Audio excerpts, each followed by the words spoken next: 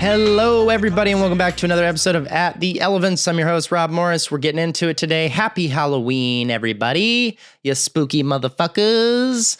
We got a great episode for you today, and it couldn't be more appropriate for Halloween. We have the one and only Mr. Michael Calciano. Michael is from Connecticut. He is an incredibly talented actor who I got the privilege to direct at school, but he's been getting into filmmaking and writing a lot more since he graduated. And one of the things that we got into in the interview today is that Michael is he's gone headfirst into working in the horror genre. I'm not a fan of horror myself. The way I ingest horror movies and scary things in general is to like read about it on Wikipedia, because I am what my family would call a little bitch. And I don't like being startled. I love thrillers. I'm a big let's go Silence of the Lambs. Let's go fucking Red Dragon. Those in the same franchise. I love true crime. I'm all about that. But I really just don't have the appetite for the really creepy shit. And Michael Calciano and Matthew Van Gessel, who we had on the show last week, they love this stuff. They love it. They've been making these scary movies and writing these scary projects. And so if you get a chance to go online and find any of their content, they made a movie called Let's Be Creepy. I think we got into the episode. I've mentioned in previous episodes, if you've been listening to the season, I recorded way too many of these things. So they're going to be coming out 2 times a week. We had Matthew Van Gessel and Wiley Gorin last week. We got Michael Calciano and the curious Mr. Jared Thompson coming out later this week. So stay tuned for him. But we really got into some great topics with Michael. I really am excited for you to enjoy this episode of At the Elephants. We talked about Michael's recent loss of his mother. We talked about grief as a whole and how we process that, how art and creation helps us process not just grief, but all the different things that happen in our lives.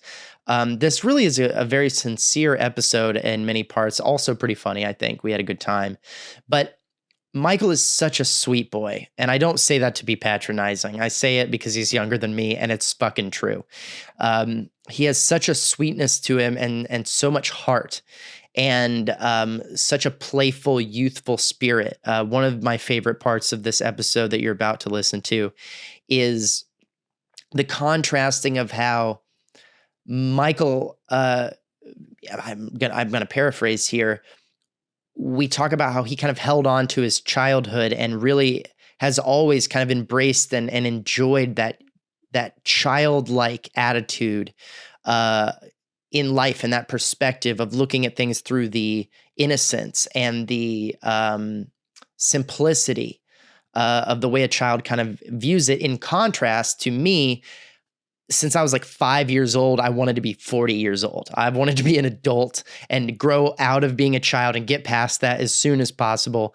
And we really have different perspectives on that. And that got kind of fleshed out in this episode. So I really appreciate Michael's vulnerability and his candidness in the way that we were able to discuss things. Coming up this season, I've got some great episodes coming out. I've got so many. I've got a list here. I've got Andrew Jernigan, Stephen Kopp, Daniel Kelly, Shayna Penn, Joe Flanders. So many great episodes of this show coming out that, like I said, are kind of burning a hole in my edit schedule. I'm trying to get them all out to you. They're going to be coming out 2 times a week. Maybe just one episode the week of Thanksgiving. We'll see what happens. But probably until the end of 2022, at least, you're going to be seeing and hearing 2 episodes a week of At the Elephants if you can handle it. So I really appreciate everyone who's taken the time to listen to the show, the people who are sharing their favorite reels on Instagram, the people who are sending the show to other people saying, hey, Rob's back doing this show. It's been 8 fucking years we've been doing At the Elephants. And honestly, I hope I get to do it forever. This is one of my favorite things I've ever made. I've made several different podcasts, 4 or 5 different shows that I've been producing.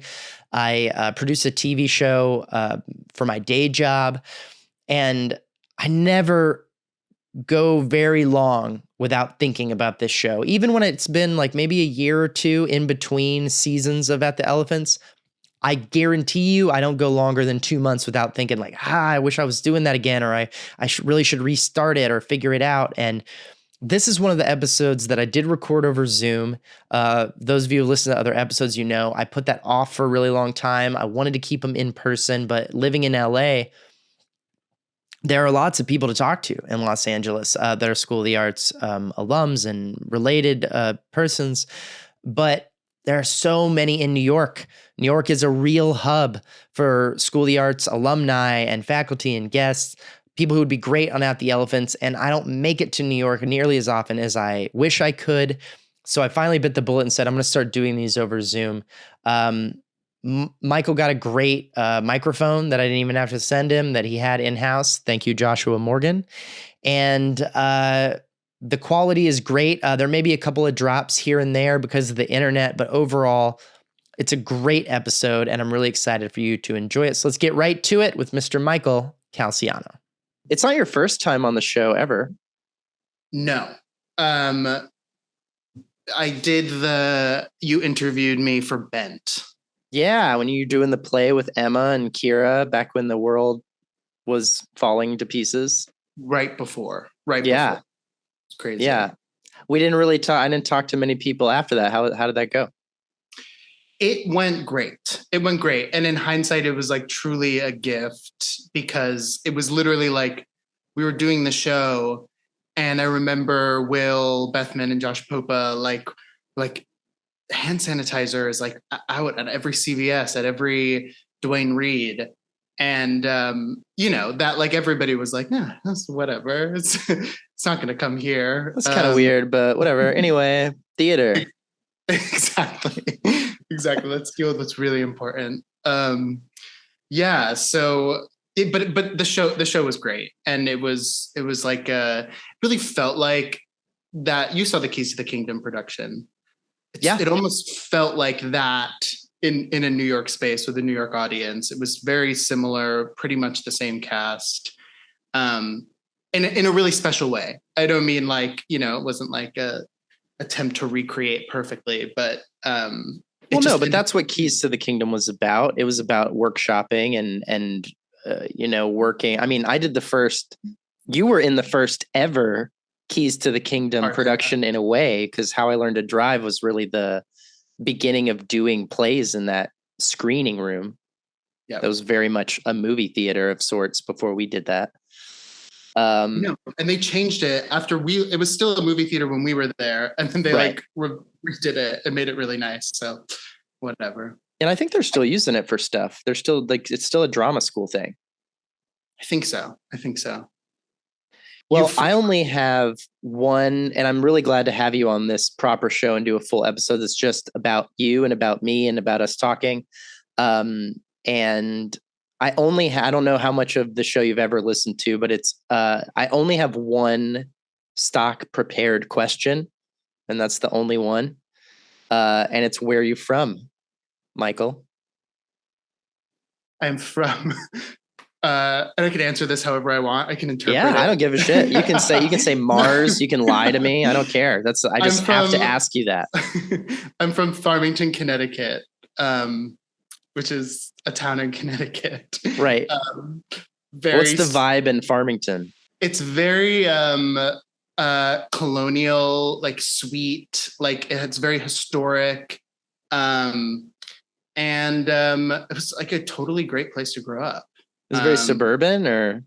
Yeah, suburban, definitely. What's like biggest city that you're close to? I mean, Connecticut's not a hugely gigantic place. Well, so there's where I went to school actually with Mike and Jack, a couple of people who went to NCSA, in Hartford. That's like, that's the capital. It's the capital. That's like the main city. Yeah. So that one, but then mainly Boston and New York as like bigger cities, it's kind Did you of spend a lot of time like going into the city as a kid, or did you do any of that? Because I know yeah, some people will grow up in like northern New Jersey and like have never really gone to New York City until they're an adult because their parents were like, "You stay out of there, it's dangerous." But like, did you get no, to that you get to do that? my mom grew up in the city, so my grandparents were there. So we would go probably once a month, every weekend. And then my aunt lives in the city. So on my mom's side, a lot of the family lives in the city. So we were there frequently. And I was a Broadway loving You're musical seeing theater kid. plays, you're getting the Yeah. theater exposure that most of Yeah. America doesn't get. Because that's one of the Yeah. things I've talked about on this show plenty of times. And I just talk about in general because I ended up doing more television, which was always kind of my goal. But I very much was, did theater in middle school and high school in Texas, which is just like hard to find. It's like, an oasis in the desert to find a decent like theater experience. But then you go to School of the Arts and you have such a mix of people from all over the country, but so few people really get to grow up like in and around the theater.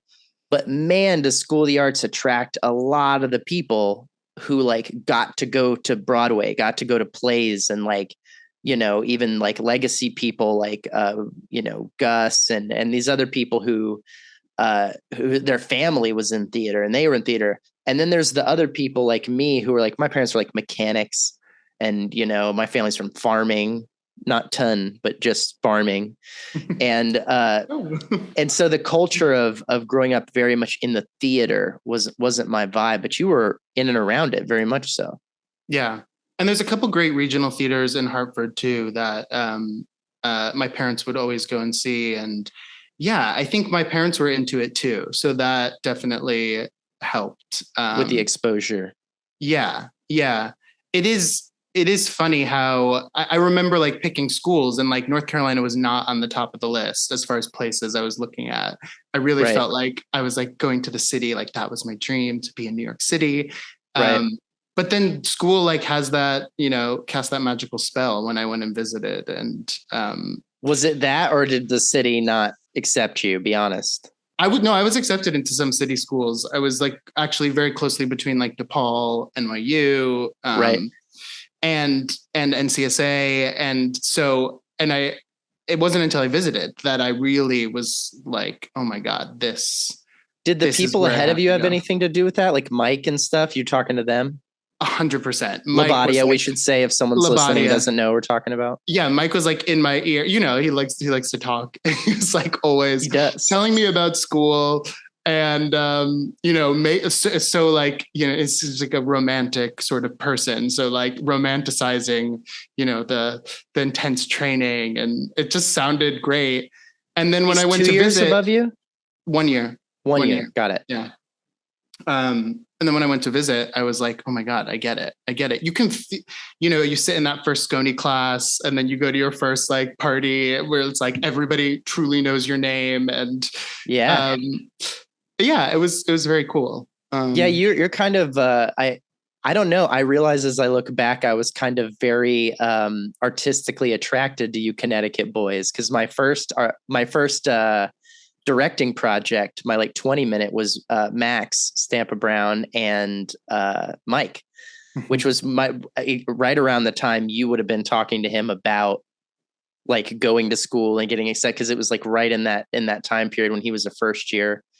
And yeah, Connecticut is a really cool place for at least in my experience, turning out people that have really interesting artistic minds. Like something about maybe being New York adjacent even makes you a little hungrier, I feel. Yeah, it's funny. I mean, Mike and I went to a school, like an arts high school, and I recently like had a moment where I like had an epiphany of like how great that school was. And we had teachers that like you're saying, some of them have since gone on to like start a theater company in the city. Like they were truly like working, teaching artists. And they, did like the cool things. Like we did like all female female Macbeth, and like that took place in an insane asylum, and like really like that cliche of like high school sort of. And my interpretation of Anything Goes is it's set in 1920s Russia. I don't Yeah. know. Is there a way to that, bring Nazis into the story? That's often a goal. Yeah, exactly. And Mike and I actually did Cabaret together, so there you go. Who were you in Cabaret? Cool. I was Victor, just one of the boys. I was a sophomore. And Mike was Cliff, and he was great. That makes sense. I buy that 100%. So you choose North Carolina a little bit because of the people ahead of you saying you should check it out, and also just the vibe that you got when you were down there. When you went to school initially, so you're like, oh, let's go back a little bit to like the week before you're going to go there. What are you thinking is going to be your career path when you leave? Like, were you like, I'm going to go there for 4 years. I'm going to then do like showcase. I'm going to get like a Broadway show and an agent and all that stuff right out the gate. Was that the trajectory, or were you interested in more film stuff, or like, what were you thinking as you were like, I'm about to go get this training? Definitely. I mean, we all have that like, showcase dream, right? That's like pumped in us from the beginning. Which works out for almost nobody. Yeah, exactly. And yet everyone thinks they're going to be the one. It's like people who play the lottery. You're like, but I'll win. Yeah. I remember even like after showcase, like alumni being like, it doesn't matter. Like, it doesn't matter. And like, you're hearing that in real time and you're like, they're idiots. Like, they don't know what they're talking about. There's only like several hundred people who've come before me who said exactly the same thing, but they have to all be wrong. And I have to be the exception that proves that rule. Yeah. Isn't that amazing how we are like that? We just, it's crazy. It's weird because it's hard for me to relate other than the fact that I've been doing this show for like 8 years on and off. And I was at school for so long, I spent a year there in Winston getting in-state tuition. So I had that whole year not going to school, but being a townie. Then I did 4 years, first in DMP, then in drama. Then when I got out, I was gone for a year, and then I came right back because I was dating Rebecca, and I was around again for another year. And I didn't end up leaving till like 2015. So I was there for like 7 or 8. I was like the Van Wilder of School of the Arts, just like not leaving. And all that time, I watched it happen every year. Every single year, every senior class. And I was talking to Wiley about this the other day for the show. And we were saying, it's so crazy how it just doesn't matter who comes before you and tries to give you that wisdom. It's like telling a teenager what to do. It's just a waste of time. Everyone gives you the advice. They're like, here's the thing that I think is maybe a way to reframe it, to say like showcase doesn't matter. Another way to put at it would be like, no matter if you get something out of showcase or not, even if you land that crazy big thing, that doesn't matter either. Mm-hmm. It's not just showcase doesn't matter, which feels like a little consolation prize to be like, if you don't do well, it's going to be okay, which is true. That's what they mean. But what also is true is even if you do well, it goes great and you get an agent and you get a manager and you get a Broadway show. That doesn't mean anything either, because that show could last like 6 months. And then in 7 months, you're fucking auditioning again. And then this is so the beginning of your journey, kind of in the way that this is what I love about the way school was shaped, and the fact that they take all these people who were like the best actors in their high school. And then they're like, for the first 2 years, you don't get to be fucking anything. You get no parts.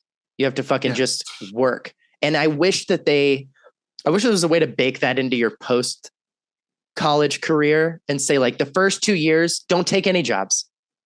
Like just go do something else. Like go self-produce, or like go make a movie, or, get back into that thing that freshman and sophomore year of school made you grind into like, I'll be patient when the time comes that we'll be ready. And I can't imagine how you would do that, but that would be such a magical gift to give everybody, to be like, you don't need a series lead at 22 anyway. If it happens, cool, but you're going to be okay. Yeah, no, it's such a good point. But I think, it's like, I think I mean, that's a great idea where it's like 2 years now, go do like 2 gap years after this. I don't know. I'm sure people, I think it would even still go over people's heads, but I think it is all a part of growing up. And like, I'm honestly feeling like your 20s, I'm like on the end of my 20s now.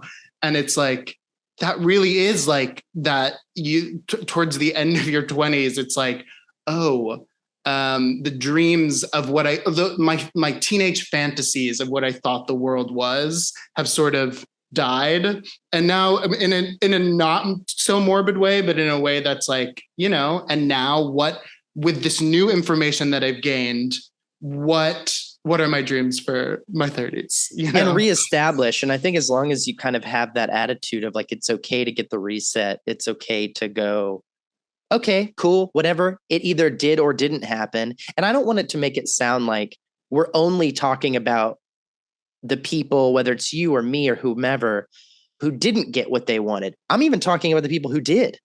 The people who went, I think of my buddy Alex Heffler, who was class of 2010, and I'd love to have him on the show at some point. I don't think I ever have. But he has one of my favorite stories, which is right out of School of the Arts, he got Warhorse, which was huge, but he was the fucking horse. And part of why he got that job was because it was like Scony and they knew it was very physical and all this stuff. And for like 2 years, this guy had a steady Broadway gig, as Broadway as it can get, fucking hit one of the biggest hits of the time. But then after 2 years, he'd been in a horse costume.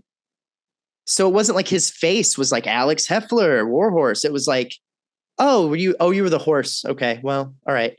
And it's like, you can even get something huge like that. And it doesn't, you're never made, you're never a made man or woman that's just going to like coast from there on in. And of course, that and being and around Joshua that's his whole thing. Like you're always working, you're always building that business and growing your shit. Let's talk about that for a second. What is it like to live in the vicinity of Artist Strategy and his attitude about the work? We're so different. And I think that's part of what makes us work so well. Right. And we both offer each other, like where he's way more inclined business with a business mind.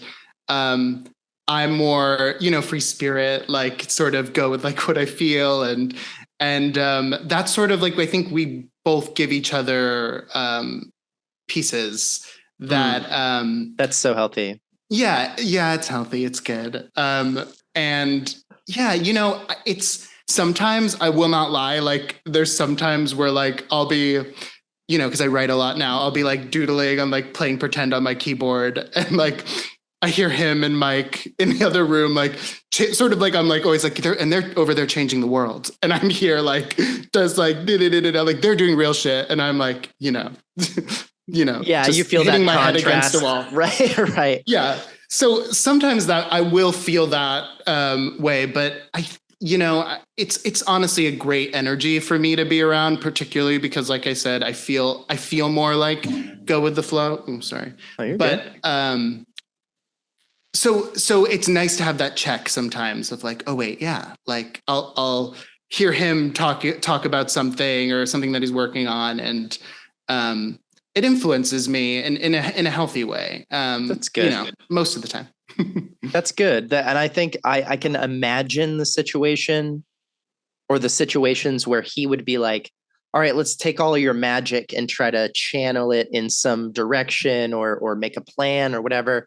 I'd be interested to know how it goes the other way. Like, is he ever like in a kind of a rigid mindset about something and you're like, babe, let's just stretch it out. Let's just see what the fuck happens. It's going to be okay. Yeah. Does that go in that way too? Totally. I mean, he's naturally like introverted, which is surprising because he's so articulate and stuff, and charismatic and fun. Right. And but he gets his energy from like his, being more insular. And I will often like try and pull him out to things, and like I think that is something that like it's like one, we get in like patterns of like, and some things we really need, yeah. But every once in a while, like because he works so hard and because he is so driven, he's like the most driven person I've ever met. That I think sometimes like it's okay to like take your eye off the prize and have a little fun and like let a little loose, float around a little bit. Yeah, so I find myself playing that role a lot with him, and like much to his annoyance sometimes, because I'll be like, well, we got to do this, like we never, and he's like, we do things all the time, and so right. We'll get into those little tiffs, but that's what it's like with me and my wife a little bit, in that I think she's more aligned with a little bit with you, and I'm more aligned with Joshua, just in that way of I can see that. She has to remind me to give myself credit for things, because it always feels like it's not enough.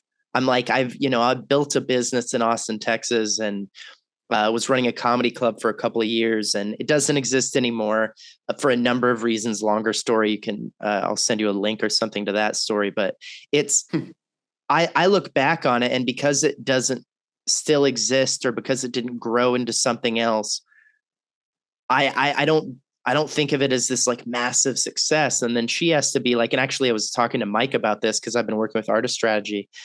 He was like, but you built a business in 2 years that like got all this attention. Like Joe Rogan's following you on Instagram. You have some of the biggest comics in the world playing in the place, and you didn't lose any money. Like you didn't make a shitload of money, but in 2 years you built a business that didn't lose any money. Like, dude, are you like, give yourself some fucking credit on that.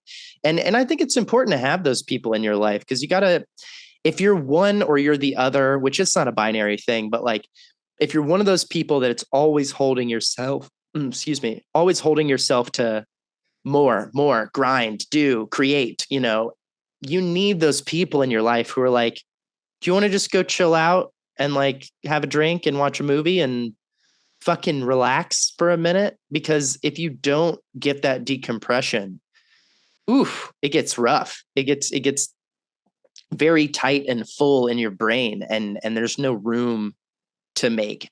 And then when you do go decompress and you like fucking go to Palm Desert or something for a couple of days and float in the pool, then you come back, it's like you feel like your power level just shot up 100 points, and now you can be the best version of yourself. So I love that you guys give that to each other. That's beautiful.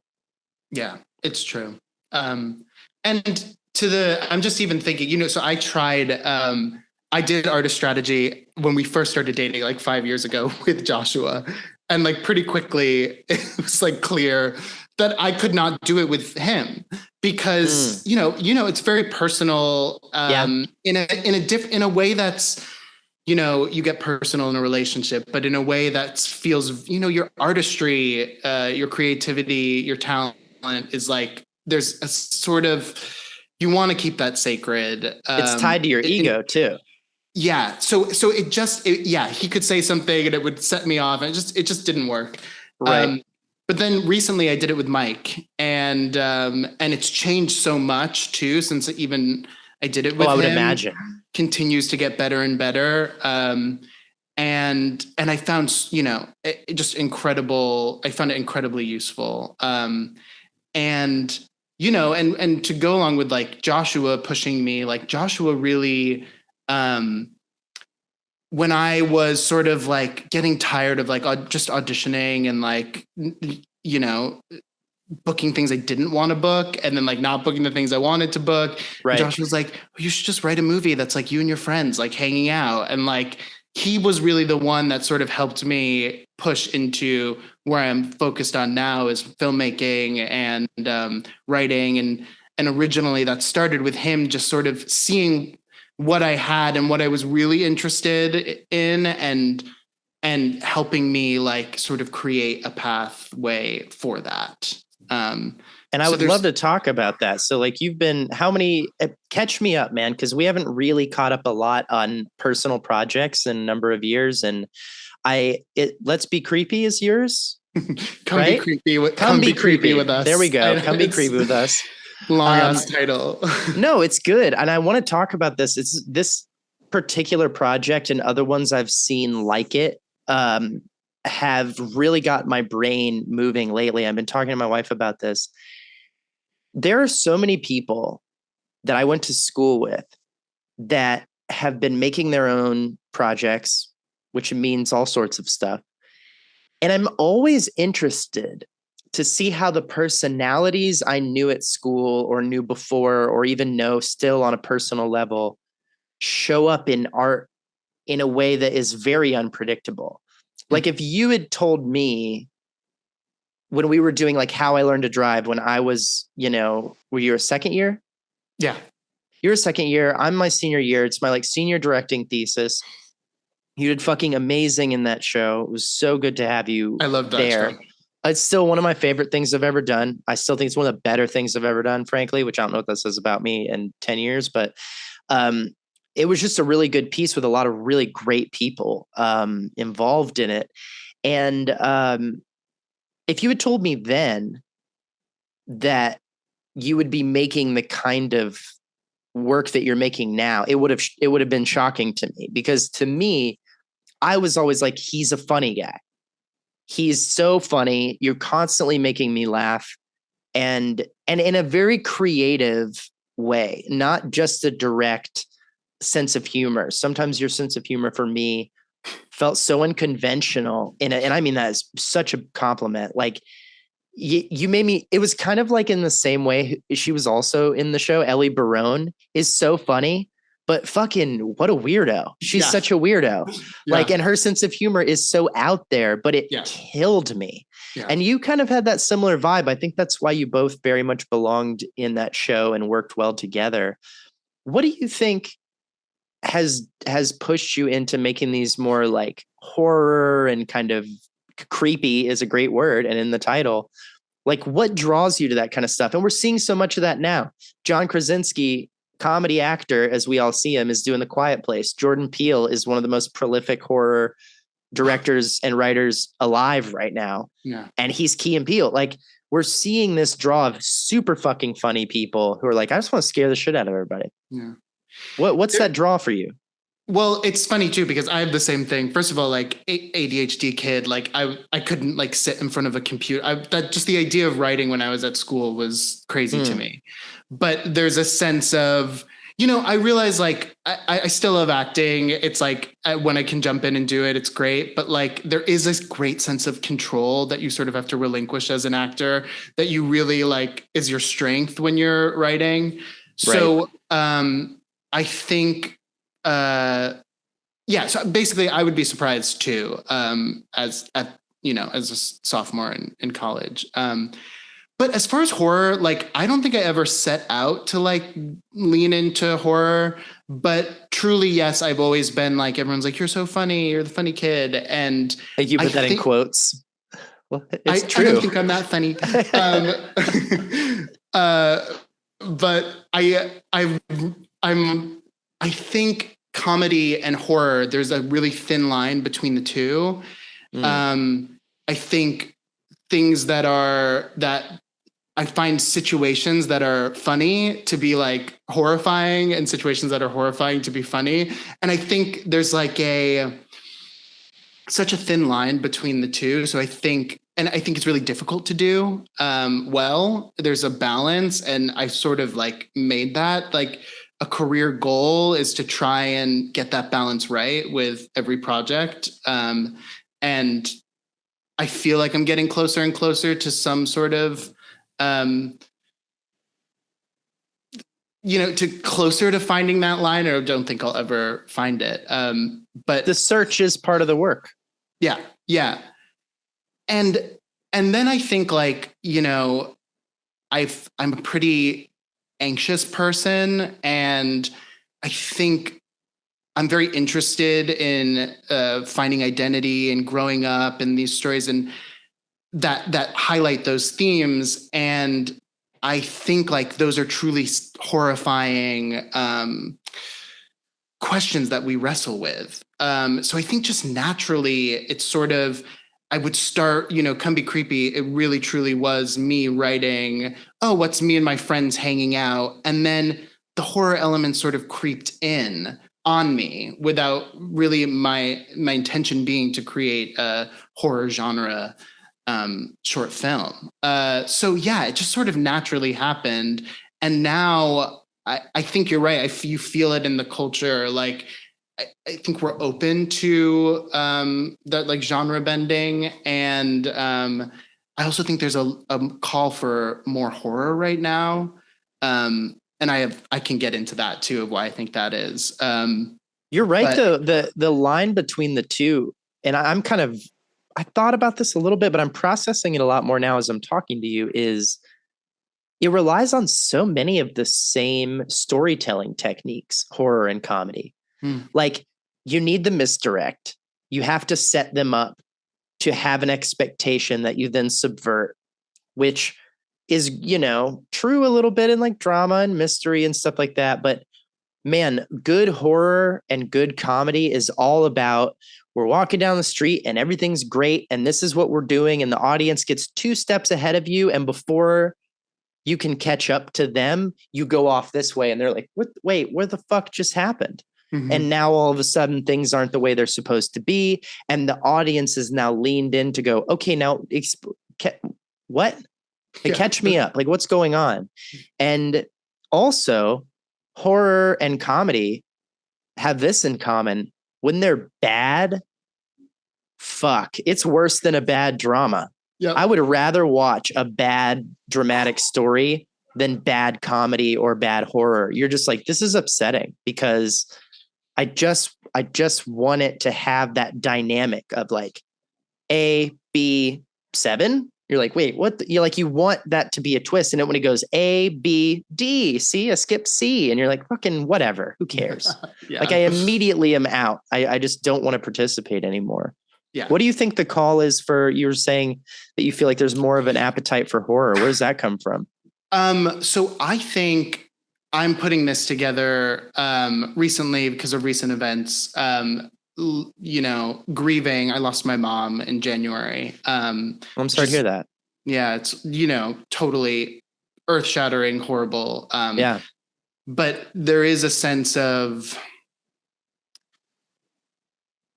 I feel like that, talking about being your teenage dreams of like what the world is going to be like, realizing in such a visceral way that, oh, this is, nothing's promised. Life is short. And all of these like cliche things that come from very real truth. Exactly. And I think we don't, I feel like I've been like plucked out, and it's like realizing, oh my God, I've literally just been trying to blind myself from thinking about anybody that I love and care about dying. Right. And I think as a culture, we don't know how to deal with sickness and death. And I recently have been thinking about how, when you experience death and grief, it's very quiet and internal in a lot of ways. But then with horror, it's dramatic and bloody and extreme, and there's screaming and wailing. And I really think that we have sort of sanctioned our understanding of grief into that sort of genre. Like, when we watch horror, we can allow ourselves to feel the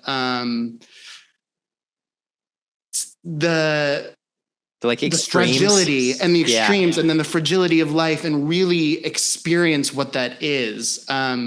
So, and I think because, the world's just getting more and more fucked up, we need it even more. So I guess that's like a little bit my new take on horror, that I think it really is because there's so much undigested grief in our culture.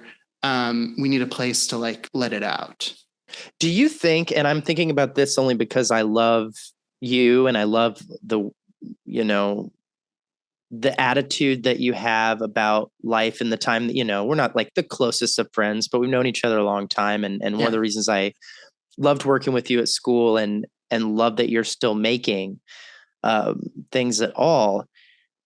I'm very curious to see Do you think this ever goes backwards? Like, and when I say that, I mean like, does Jordan Peele ever go back to making comedy stuff? Does John Krasinski ever go back? Do you see yourself making a comedy film that isn't scary? Like, can you, or is it a like one way progression of like, I had the time with the funny and now I'm trying to fuck shit up and I want to just keep fucking shit up? Like, you know what I mean? Yeah. Well, I try and I feel like it's hard for me to sometimes even call the stuff I do like straight horror because Sure. it does always Again, it's a genre bending thing. waver. But I think, I mean, I felt also like I feel like it's a phase to me, and like at least right now, it's what I'm interested in. But I wouldn't want to pigeon. I've recently had a feeling of like, you know what, I want to write like just like nothing fantastical happening. Like it's all very real, just to sort of try the exercise. Because Like the back first down play, to earth. yeah, the first play I wrote was a comedy that was like a 4-person called Quartet. It was about a group of high schoolers doing The Music Man, who were cast as the quartet.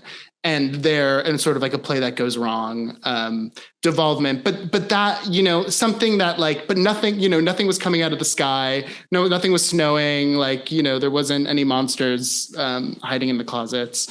But only but metaphorically. Yeah, exactly. Well, there was a lot of people in the closets in that play. But, right. Yeah, sure. Yeah.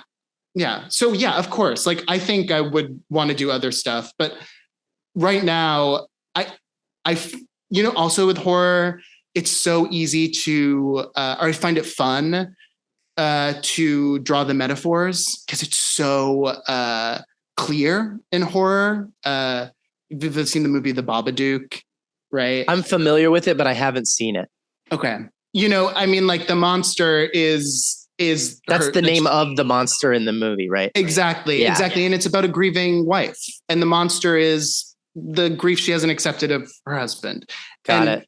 Her husband's death. And it's so clear, but you know, but the movie is, the journey is exciting because it's, you know, it's horror. It's not that, but that is what it is, you know? Right.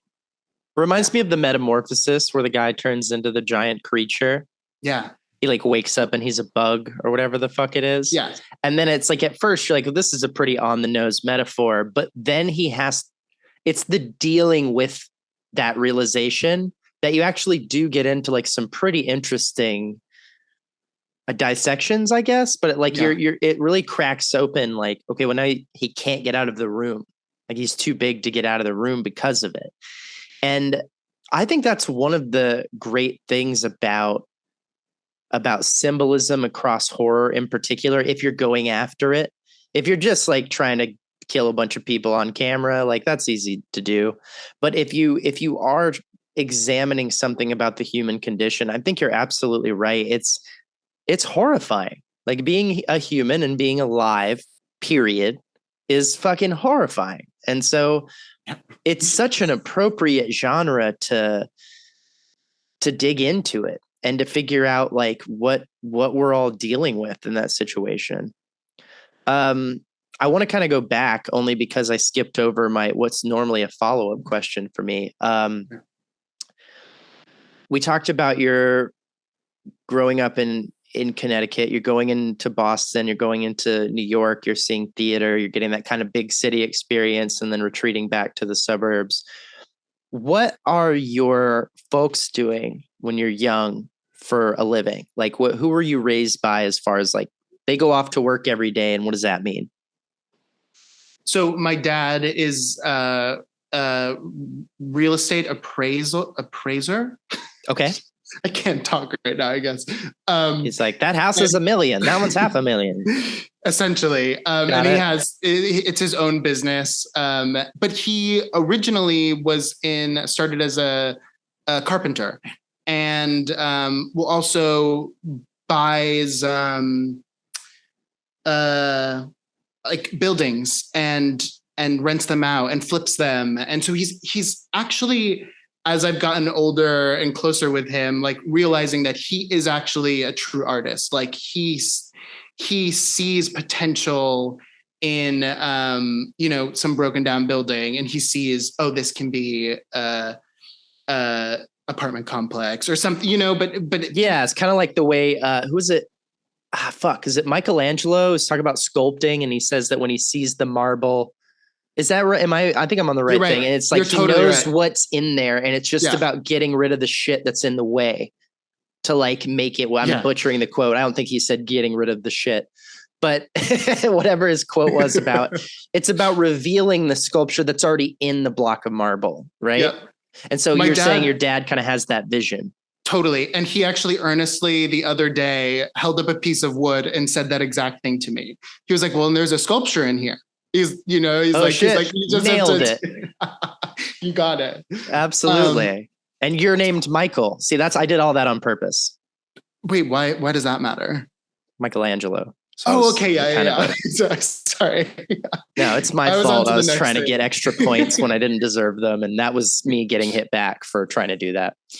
It's all good. It's all good. So you got that artistry coming in on dad's side. Yep. And then my mom was worked in tech at Hewlett Packard at first, and then Intel. And my mom was truly like, woman in tech in the 80s, like, not easy. Exactly.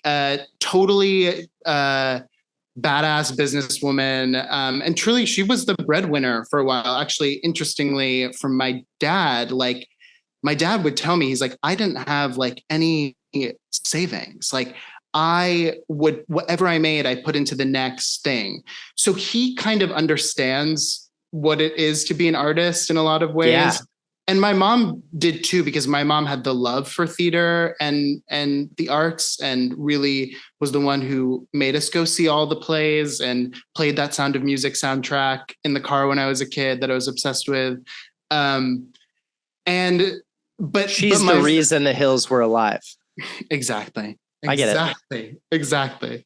And yeah, so my mom was like going on business trips and very independent. And I think I got a lot of that from her, which was a sense of being your own person in a family unit, in a relationship, that one of the most important loving things you can do is hold close who you are and your independence, to give that gift to like the rest of your family. Do you think only because I found this for myself, like I grew up with my mom also in a similar situation. If she was in automotive repair, boys club, 100%, a guy comes in to drop off his wrecked car, and my mom, a woman in like 1996, is like, I'm going to take care of it. And he's like, do you even fucking know how this works?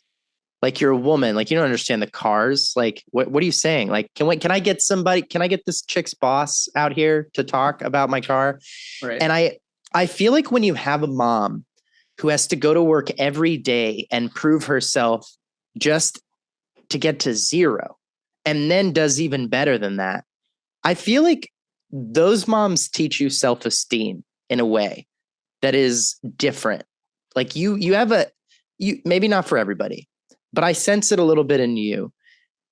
There's not that like you're endless confidence. That's not what I mean, but a self-esteem that says like, I have value, I have worth, and I know I'll figure it out. Like I will figure it out because I know it's possible when the world tells you you're not worth it, that you do, because that has to come from the self. And do you feel like you got any of that from your mom? Definitely.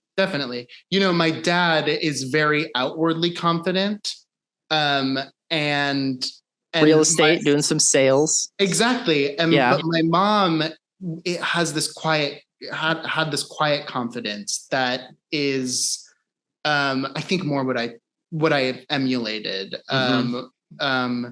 And that exactly what you're saying. I do generally have, it wavers, of course, but I do. Yeah, we're not perfect. A belief in, you have to on this path of, like, I know that I have a unique voice to offer to this world. and it's like as simple as that, but that can keep me going through all the rejection, through all the bullshit. And totally, I got that from her 100%. All subconsciously, because as a kid, you don't, of course, really take it in. Well, and what it's she by was example. actually dealing with. Yeah, exactly. You're. It's not just like she's coming home every day and going, "Those guys were assholes." Here, Michael, what you need to do is, it's, and maybe some of that happened in a moment or two, but what I'm getting at and what I think we're both picking up on here is that you see that the world, and I just imagine it would be so different if you had a mom who was like a housewife, which is totally fine and great, and no criticism or judgment, but that can mean so many other different things. But to have the unique experience of having a mom who leaves every day to go to a job where she has to fight to prove that she deserves to be there, that she knows what she's talking about, she's competent, and more than that, even excels at what she does. She brings that home in a way. And if you're absorbing that, I think there's a resilience that gets built into you in a way, because man, if she can do that, Yep. It's still, it's like making me a little emotional, because it still is what keeps me going. And that's been like hard with losing her, is that right. It's still there, but to not have her physically here is definitely like, that very feeling of how of that reminder of, oh yeah, I can do this, I can do this. And I do feel that. But it's just different now. It's totally different. Yeah, it's got to be. And it's I don't want to try to inappropriately relate to you, so I hope you don't take it that way. But my mom just actually had a heart attack this summer that was really massive, and we almost lost her. And it's also like my second parent who's had a really serious heart attack. My dad had one a few years ago, and whether you lose a parent or you almost lose a parent, I think both those experiences do have a similarity in that it rattles you to challenge what you've taken for granted, and you start assessing, okay, what did I get out of them while they were here, or what have I pulled away from their experience? And it's almost like if when you're eating food and someone starts to take your plate away, you're immediately that much more like, whoa, like, and you start looking at each thing, you're like, I want to eat that, I want to eat that, I'm not done, like I'm not done with it. And that sense of what you start reassessing so much and thinking about what they gave you. And as I hear your story about your mom and I think about my own, I'm so grateful for both of us that we had that example of resilience growing up, to look at and say, like, and also, it's different probably a little bit. My parents got divorced when I was young. And so a big part of my mom not being with my dad anymore was not that my dad's a great guy, but he's very like, we're going to be doing things my way. And my mom was like, okay. And then when she left him, it was like, no, like there's a bunch of this shit I don't want to do anymore. I don't want to be like this. I don't want to do this way. And that, coupled with how she was being treated at work every day, turned my mom into such a strong person and a strong-willed woman, especially in the 90s and the late 80s, which was like not a time when anyone wanted to hear from a strong woman. Like, right. Hillary Clinton's like the most hated woman in America, and she's the president's wife. And it's because she was like the first lady to be like, I want to do stuff. And they were like, sit down. Yeah. It was such a time to have a strong woman in your life. And I'm so grateful for that. And I'm clear that you are too. Yeah. So what's up right now, man? What are you working on? What are you excited about? What's in the world of Cal today? It's not meant to be a burdensome question. I'm always okay with nothing. If that's where you're at. So we'll start there. There are things, and I am trying to be easier on myself. Hard. This book on grief I'm reading talks about, and humans, we used to have like villages, right? That when somebody died, like everybody knew, and grief is interesting because it's only you can face it, but it also having a community is really important in facing it. And so, with talks with my therapist, we're trying to like take it easy and let ourselves dance in the darkness, and feel it sentiment. And go through it. So I'm trying to be easy on myself as far as like, you gotta, also the clock is ticking to 30, which in like the artistic community seems to be very, very like present, and it's present in my head. I know. So, but I'm trying to let that go. Good. I don't have a choice really, but no, you don't. I am 34, man. When I turned 30, I remember my girlfriend being like, "What do you want to do for your 30th birthday?" And I remember thinking, I don't really want to make anything of it, because I don't want to pretend as if, I feel like so many people celebrate their 30th birthday as like the death of their 20s and the good times are over, and they try to like bury something, and they're grieving just the loss of their youth. And maybe I'm different because I was like 10 and I wanted to be 40. I was just like, wanted to be an adult my whole life. So I was not regretting that. I was like, finally, I'm fucking 30. When I turned 30, I was like, I just want to be doing stand-up, which is something I was taking very seriously at the time. I was like, I think I just want to do a show that night, whether I'm on a show or book my own thing or whatever. And I ended up doing this tiny little show. It was fucking great. And it ended up being perfect for me because I wasn't the headliner. The night wasn't about me. I was buried in the middle of the lineup. I just so happened to be turning 30 while I was doing it. And I remember thinking, for myself, I just want to remind myself that I'm still very much on a journey. I'm not at the end of one. I'm not at the beginning of one. This isn't that big of a deal. I woke up the next day as the same fucking guy. And I just wanted to be in a situation that was reminding myself, like, you're still going, dude. And lucky you, because I lived a fucking crazy life already. I'm happy I'm not dead, that I made it to 30. Like, I'm just, gratitude and appreciate where it is. And if I could give any advice to an artist turning 30, it would be like, just do that.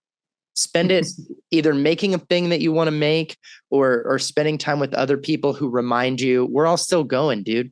We're all still just making the thing. And especially in, everything that you've been dealing with, I'm sure you're just awash with gratitude all the time. Yeah. That's such a great way to look at it. I was actually, Jasmine and I were talking the other day. It was just her birthday yesterday. That's right. And we were talking about, we both have this thing that we used to do like more at the beginning of our 20s, where we'd be like, I'm a baby, and we'd pretend to be babies with each other. I'm sure she's done it for you before. I feel like I've witnessed a little bit of that. Yeah. You've probably witnessed both of us doing this. Yes, that's what I mean. We'll pretend to be babies. And I was like sharing this with somebody recently, and I was like, yeah, like it's harder to pretend you're a baby the older you get.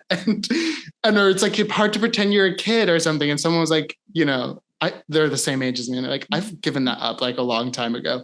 And It sort of hit, I was like, oh yeah, I guess I have too. Like, I guess it's okay. We don't need to aspire to be babies anymore. Right. So I like that sentiment of just letting like 30 be what it is, which is just another year.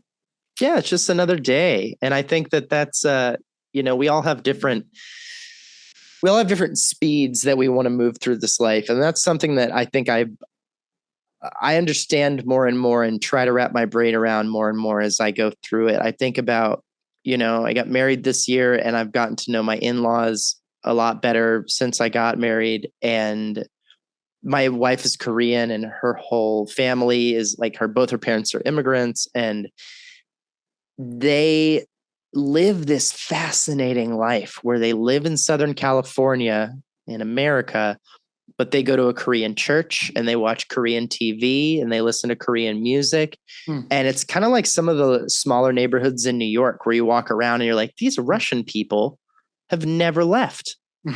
they're just Russian and they don't have to learn English. They go to their Russian butcher and their Russian bakery and they watch their Russian TV shows and they're fucking get to be, which is such a cool thing about America that, you know, we actually have, you know, the melting pot gives you the choice of whether or not you want to melt. You can also just move here and just keep doing what the fuck you were doing in the old country. Yeah. And which is fascinating to me because when my mom got married to a Mexican guy, I was like, let's learn Spanish and let's watch, you know, Mexican stuff and listen to Mexican music. And I wanted to soak in it. But so many people, they get to, and I say get to because I can't move to fucking Korea and insist that everyone around me speak English and do American shit. Like this is not how it works anywhere else almost in the world. Right. And so it's again, it's a lot of gratitude for me of saying like, we do have, though it feels like all the time, if you listen to the news too much, like we're stripping away our freedoms all the time. We actually still do have so much room to be whatever and whoever the fuck we want to be. And if you're patient with that, like if you just let the plant grow without standing over it every day, being like, fucking hurry up. It's so liberating.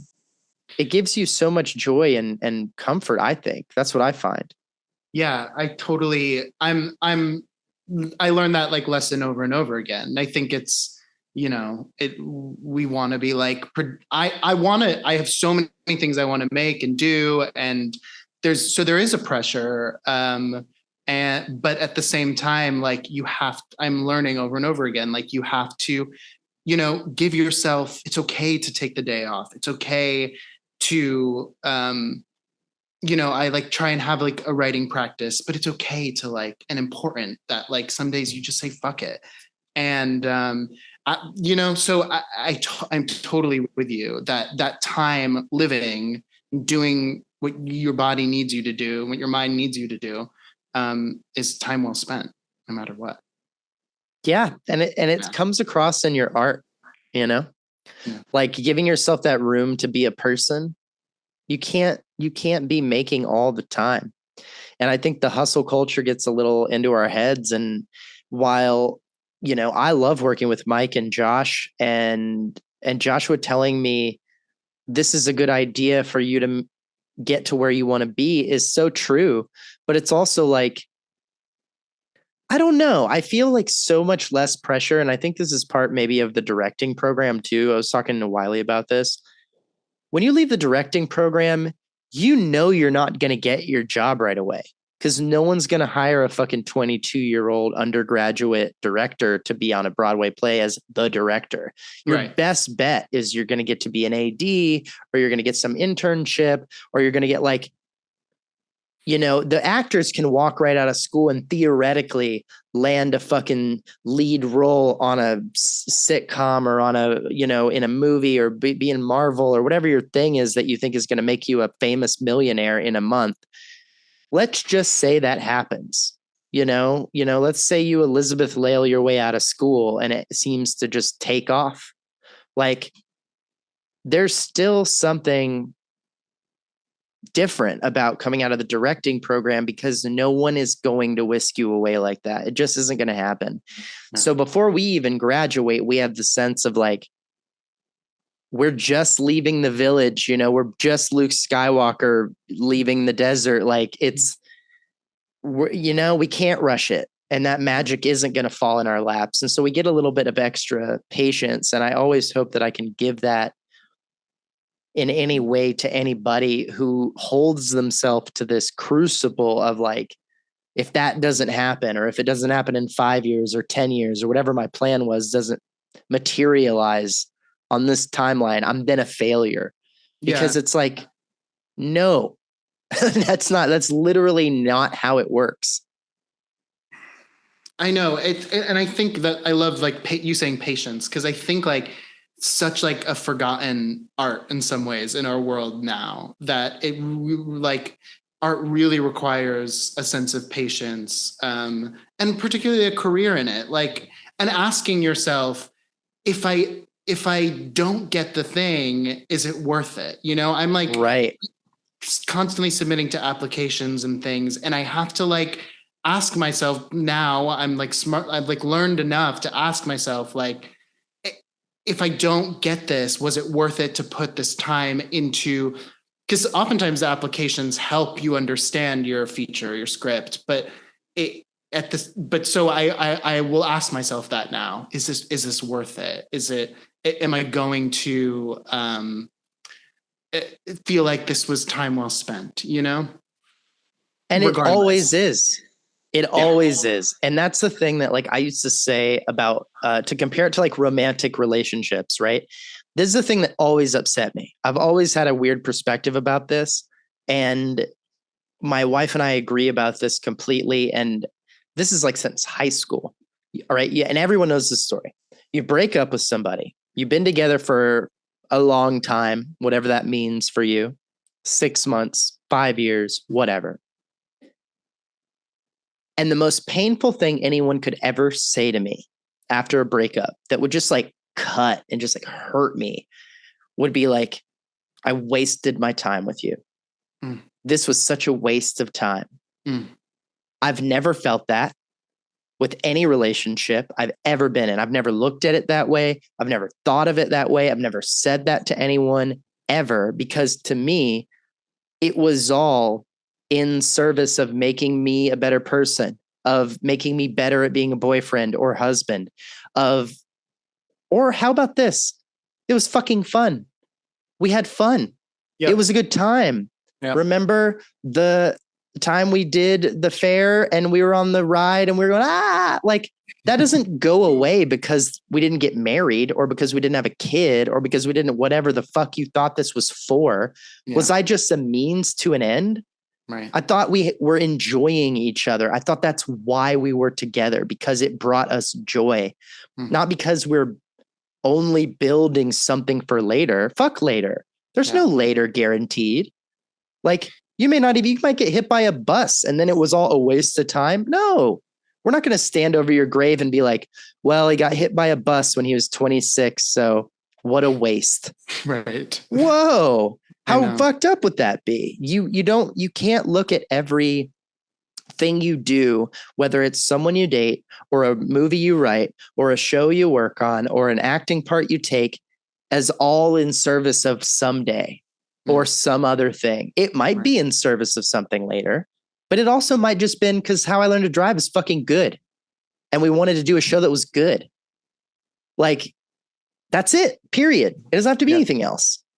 And so I hope that's it sounds like that's a little bit more where you're at, which is like, it's not always about like, is it going to do this or is it going to become this? Sometimes it's just for right now.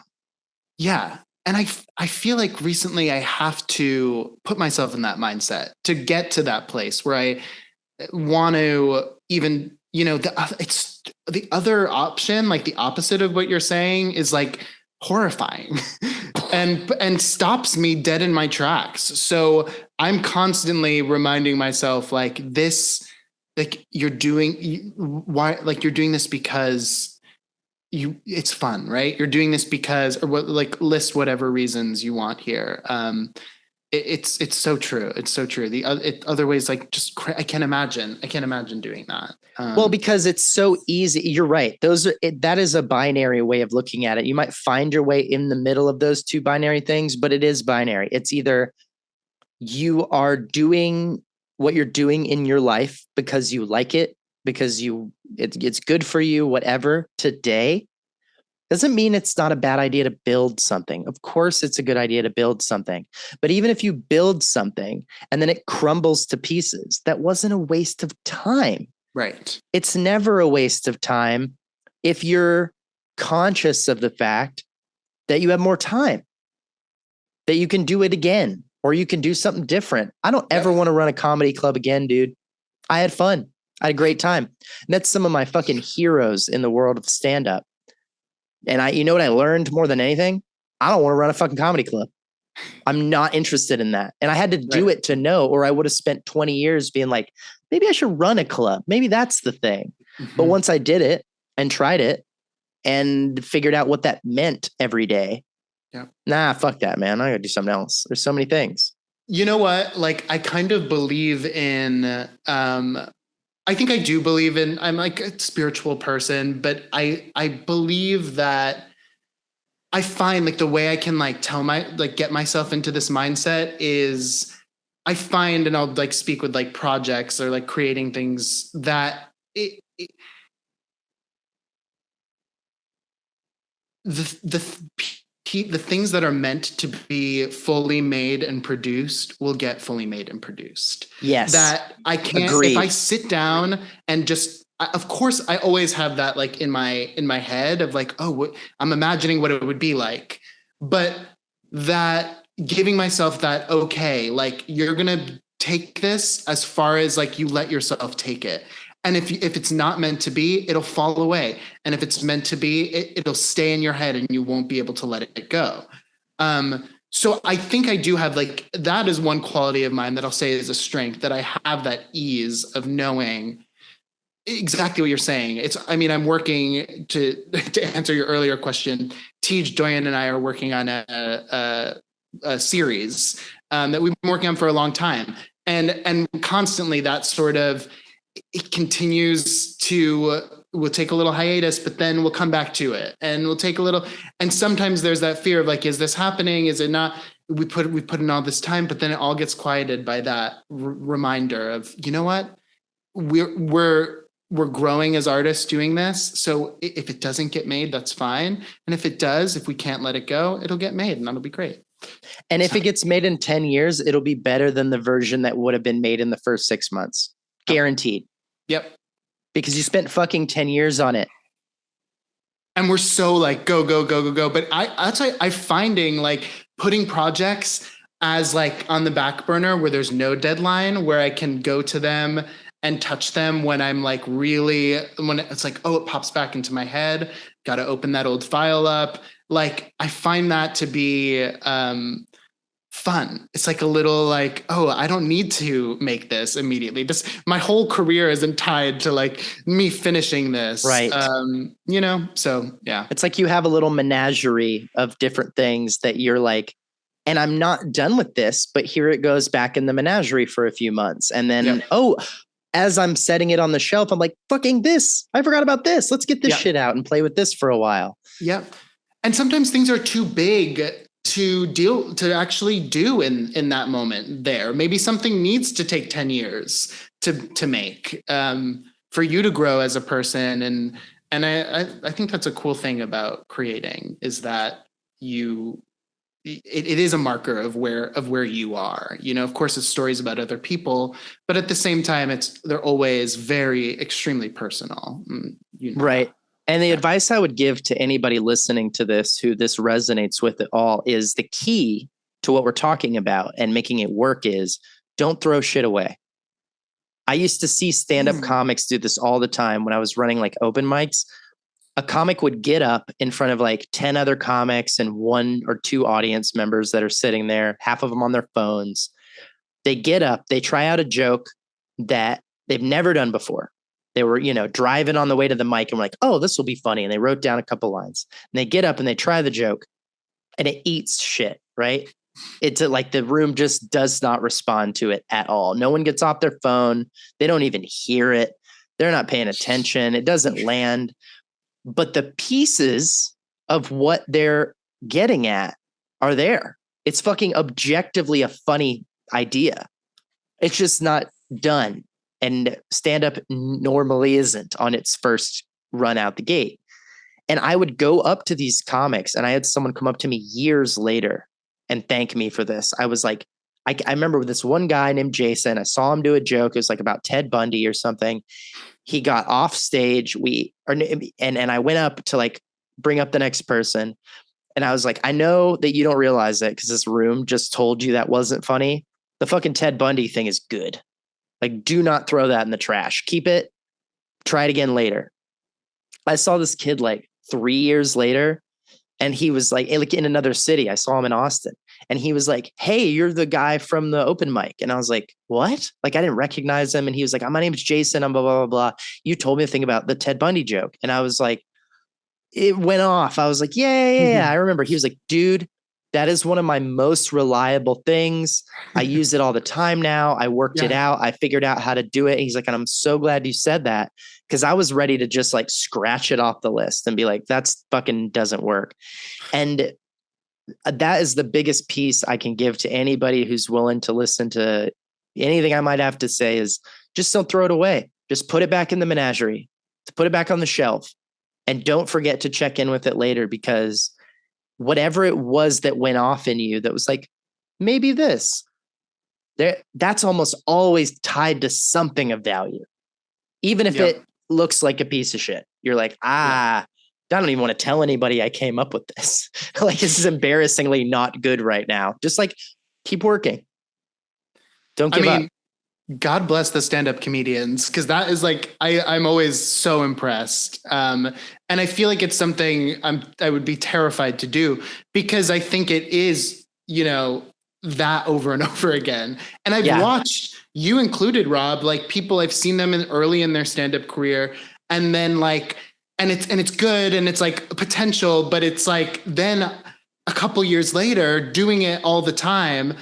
And it's mind blowing. I've had a couple people that I've seen at the beginning stages and then a couple years into it, and it's mind blowing how crisp and funny and clear it is, and fearless. All of a sudden, those like, it feels like all of a sudden, but it's like probably 3 years of like bombing and not getting the laugh and finding your way in. I wish other artists could get that in their work. Like, I wish it could be crucified every day. Because it is like, I grew up watching like anime and stuff, and like the martial artists and anime would like go off and train in some other dimension where gravity was times 20 or something like that. And then they come out and it's been a year for them, but it's been a day for everyone else. And all of a sudden they're like fucking jacked up and super strong. And like, how did you do that? And it got so the work and the progress got so concentrated. And stand-up is like that. And I wish, and honestly, School of the Arts was kind of like that, because we were doing so much, so often, and every day you're just getting up and bearing your soul and trying it out. And Caroline's like, no, it's not good. It's just not good. Instead of spending 5 years with your friends who are like, it's okay. No, fuck that. Get people in your life who are like, it's bad. I love you and keep trying, but that was not good. And then don't necessarily take that as gospel. Maybe they're right. Maybe they're not, but it's enough of a hint. Maybe go put it on the shelf and maybe take another look, whatever. You're totally right. There's something in the deep concentration of stand-up that I definitely think, and maybe this process of submitting your work and applications and stuff like that is a version of that for you, where you're getting something on a regular basis that's making you better.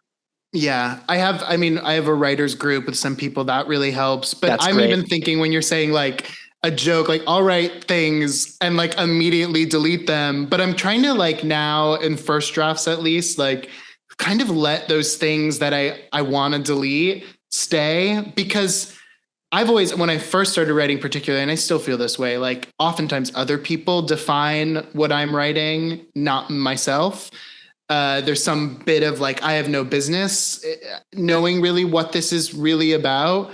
And I find when I bring it in front of people, that's when, they got this out of this, or that line really helped them understand the tone, or whatever it is. So let them tell you. Yeah. Yeah. And you have to be open to that. Like we were saying at the very beginning about like, your conversations in the beginning of Artist Strategy, like with Joshua, your ego is so tied to it that is so crucial, is you have to separate that enough to go, I know that when you say, and this is, again, it's kind of like the stand-up thing. It's all the same, which is like when you get up in front of somebody and you try something, whether it's a joke or you're writing something or you're sharing a film or you're sharing whatever, when they say it's not funny or it's bad, or you have no business talking about this or whatever, that's not a reflection on you. It feels like it is because you made it. You're like, but that doesn't, like, I told a joke that's not funny does not and cannot mean I'm not funny. Right. That's not the same thing. Like you have no business talking about this one specific subject matter doesn't mean you, Michael, have no business talking. Right. Like, but our egos do that to us. We go right there. Yeah. Exactly. We're like, oh, I should quit. Yeah. Oh my God. I guess this is a cancellation of me as a human being. I'll just stop living. This wasn't a good idea. Like, yeah, you have to divorce those. You have to be like, oh, okay, well, I made this. It didn't get received the way I thought. It's not funny. It's not good. It's not interesting. I shouldn't write a play about Vietnam veterans because I wasn't there. Whatever. Like that, just go back and rethink that one idea as its own thing and try to be objective. It's easier said than done, but that's the path, I think. I think so too. Of longevity, of keeping going. Because the other ones, you'll burn out way too quickly. Or quit. Yeah. That's the other choice. Yeah. It's either divorce your ego and try to be objective, or just quit because it just may not be for you if you don't have the capacity for that. And that's okay too. Yep. That's okay too. But don't jump to that because then you're done. Try the other thing because at least that way you get to keep going. Yeah. Yeah. God, it's like these are conversations I have with myself all the time, reminding me. I'm like, don't forget that. Don't forget that. You gotta. Well, luckily we're recording it, so you'll be able to watch it anytime you want. I'll play it every night. I'll make it into I'll make some audio adjustments so you can do it ASMR style. Oh, good. And it'll all sound like this, and all of the wisdom will just go in subconsciously. I'll put a lullaby underneath it. I like that. Please do that. Cal, thank you so much for talking to me, man. I had such a blast catching up with you and getting into this. I didn't know where this was going to go, as I usually don't, and I'm thrilled with what we got into today. It was awesome. Same. Yeah, I'm so excited that I was like finally on At the Elephants. Here we go. You have any final thoughts? Any parting words? Oh gosh, don't give me a final thought. I can't. I don't tell anyone, but this is the other planned question usually. No, I'm terrible at the final thought. God, I hate goodbyes. You're an artist, and I spent the whole thing not putting you on the spot, not expecting you to be prepared with anything. And so I'm gonna spring one thing on you. Say goodbye. Okay. Rob, this is like you're gonna see me like melt down to this. As a director, I enjoy the squirming a little. I know. I'm not gonna do this. I'm not gonna play your game. How about this? I am more interested in the untied up knots than a pretty bow. Untie yourself, folks. Do it Michael Calciano style, and undo your bow. That's good. Thanks, buddy. That's my new tagline. There undo you go. Your bow. When that title drops for your new horror film, Bows Undone or whatever it is. Undo your bow. It sounds much more like an adult film. All right, thanks, dude. All right, thanks, Rob.